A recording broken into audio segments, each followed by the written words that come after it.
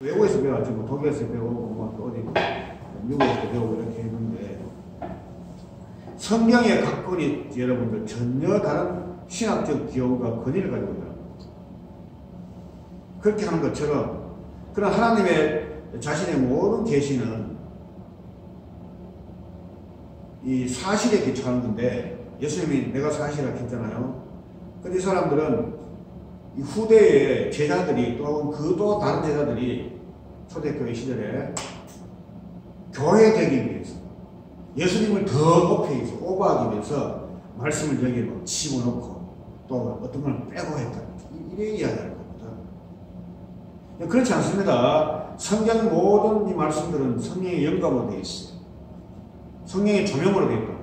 그래서 각각 성분들이 성격 다르고 또 그들이 말하는 문조가 다르고 그들의 인격이 좀 다르고 자란 환경과 또 학력이라든가 이런 게 좀 달라요. 베드로하고 사도 바울은 좀 많이 다르잖아요. 베드로는 좀 거의 못 배웠고 사도 바울은 많이 배운 사람이란 말이죠. 그러나 논조가 다른데 결국 베드로가 말하고 사도 바울이 말하는 것은 하나를 이야기해요.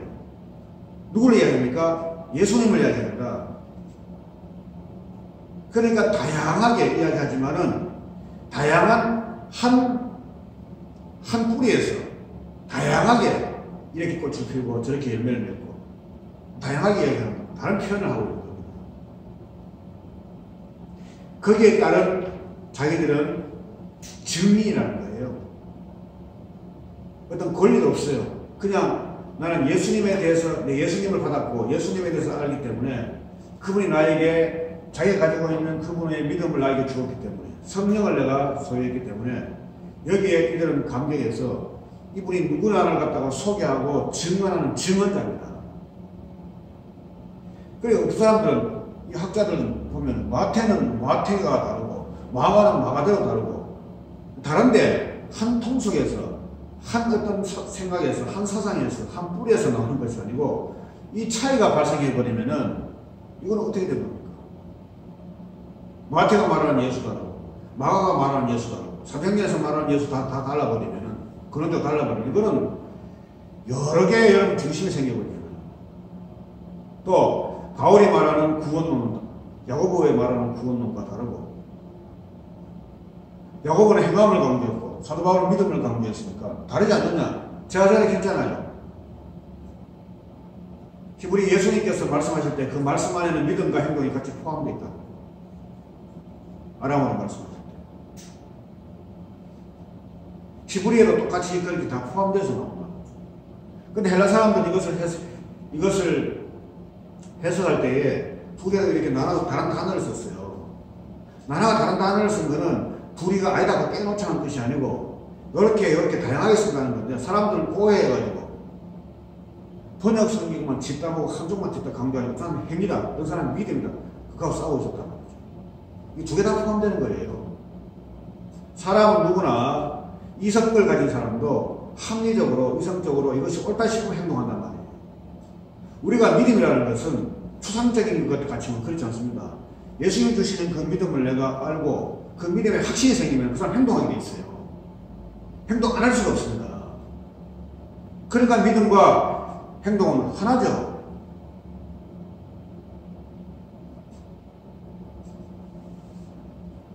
다른 것이 아니고 모두가 그리스도께서 말씀하신 그 구원에 대해서 이 다른 방식으로 이 증언하고 있다.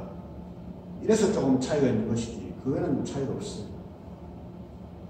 우리가 사도들이 했던 것을 한번 살펴보면 이렇습니다. 예수님의 가르침대로 기록되어 있는 말씀, 그 상황을 구약 성경을 사도들은 넘어서지 않습니다.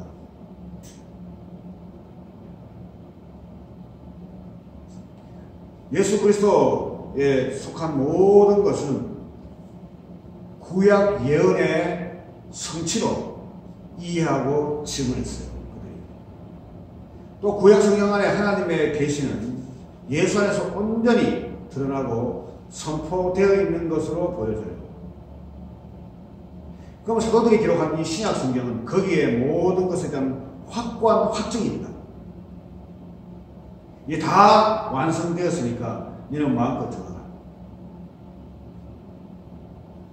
그 완성된 것을 내가 받으면은 이런 말 저런 말, 이런 논조 저런 논조, 자기 식대로, 자기 음성으로, 자기 인격으로, 자기 경험으로 이렇게 베드로는 이렇게 전하고, 사도 바울은 이렇게 전하고, 야고보는 이렇게 전하고, 여러분 과자는 이렇게 전하고, 다 그렇게 전하는 것이 이 사도와 예수님이 전했던 내용과 똑같다는 거죠.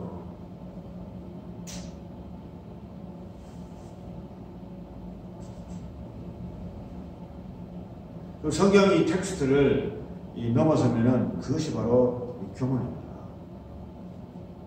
사람들은 자기가 듣기 좋아하는 스승들을 종말에 많이 준다고 했습니다. 자기가 이해되어지고, 자기가 설득되어지고, 자기가 교만돼요. 철학을 섞어서 이야기하죠. 이성적인 논리와 공식을 사용해서 거기에 말씀과 사건들을 땡겨서 논리적으로 전개시키든 간에 자기만 교만돼요.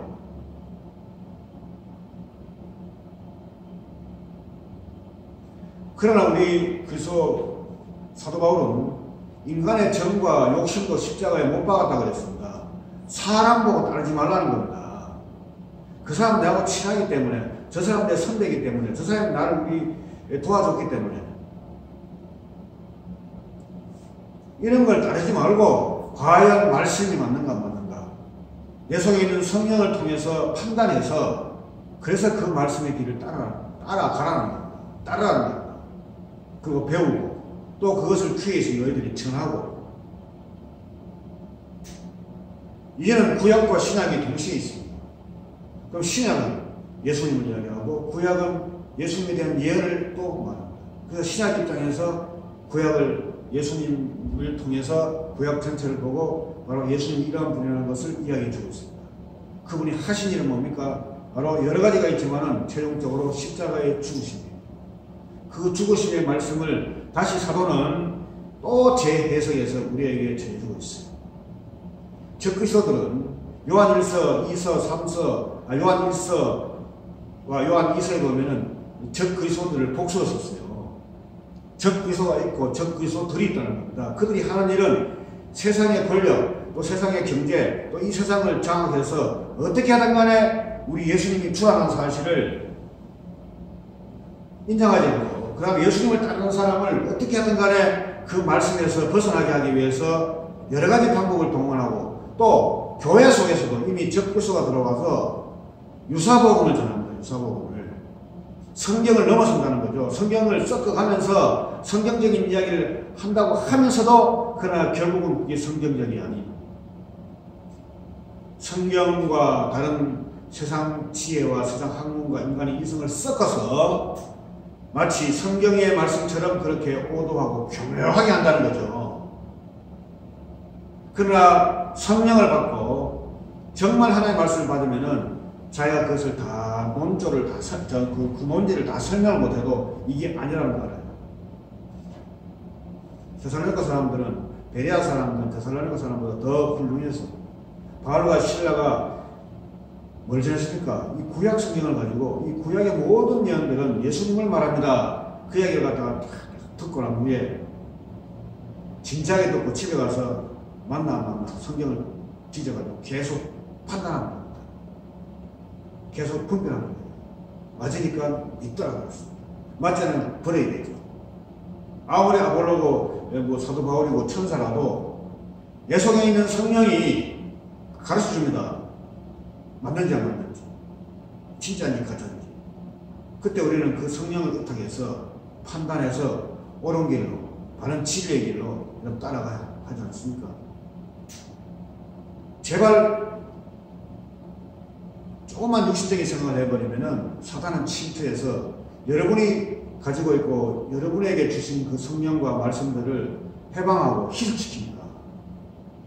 우리 그것을 경계하기 위해서 자신과의 싸움도 필요하고 외부와의 싸움도 필요하고 사람 생각하지 말고 자신마저도 포기하고 자신마저도 예수님 때문에 이미 죽었기 때문에 포기하고 오직 예수님이 주신 새로운 생명 안에서 예수님의 뜻이 무엇인지를 쫓아가는 것이 바로 우리의 신앙생활이요.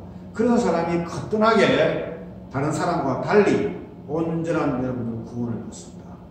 여러분 성경의 말씀을 사람들은 현장감 있게 보지 않습니다. 성경의 단어들이 얼마나 중요하고 얼마나 실제며 앞으로 장차 반드시 이루어질 것이에요. 지난 주일 아침에 이야기했지만은 구원받은 자가 적다 했을 때 그 적다는 뜻이 제가 이야기했죠. 전혀 보이지 않는, 가끔 보이는 그런 뜻이에요.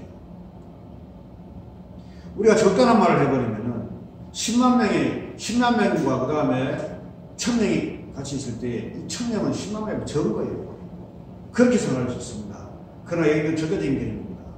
그런 상대적인 개념이 아니고 아주 적은, 전혀 잘 보이지 않는, 그러나 분명히 영생즉시로 작정된 자는 내가 잃어버리지 않는 그런 예수님의 의지를 역사 끝날 때까지 알파와 오메가 되신 다시 오실 때까지 그 일은 계속 추진될 것이에요. 그리고 자기 백성은 성령을 통해서 우리를 관리하고 보존합니다. 너희는 두려워하지도 말고 염려하지 말고 걱정하지 말고 고민하지도 말라. 너희 모든 아픔과 너희 모든 고민되는 것은 이미 너에게 미리 가르쳐 줄 것이고, 그리고 그것을 예수님께서는 반드시 해결해 줄 것이다 이랬습니다. 여인이여 울지 말라. 내가 이미 너의 마음을 알고, 예수님께서는, 성경 기자는 그 여인을 보고 엄청난 마음이 아프셨더라 그랬습니다. 얼마나 하나님이 낮아지십니까? 그 영광된 예수님께서 정말 우리 친구처럼, 우리 어머니처럼, 자기 부인 남편처럼 그렇게 가까이에서 우리에게 말씀하잖아요. 우리는 그러한 굳건한 믿음, 예수님의 약속을 늘 믿으면서 살아가야 합니다. 여기까지 하겠습니다.